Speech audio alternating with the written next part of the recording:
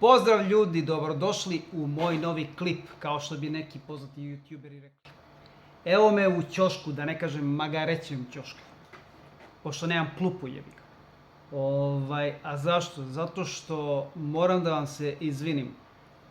Kao prvo, planirao sam da ovaj video izađe pre par dana, tačnije da kontinuitet bude od nedelju dana, kažem, razlike između klipova. Ali desila se jedna nepredviđena situacija, a to je da je kvalitet videa vrlo, pa da kažem u najmanju ruku diskutabilan.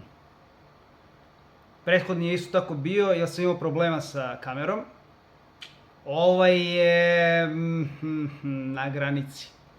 Tako da morao sam da vam snimim jedno moje obraćanje.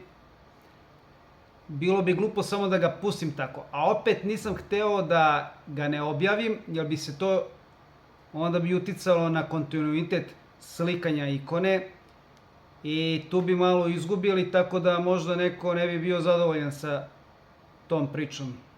Sve u svemu, pustio sam ga u etar. Ovo su vrlo teški trenutci za mene i svaki vid podrške bi mi mnogo značio. I zahvaljujem se ljudima koji će ovo pogledati i dati like. U vidu podrške, naravno. Šta da vam kažem? Uživajte. Nadam se da ćete uživati. Ali zato za sledeći video vam pripremam top priču.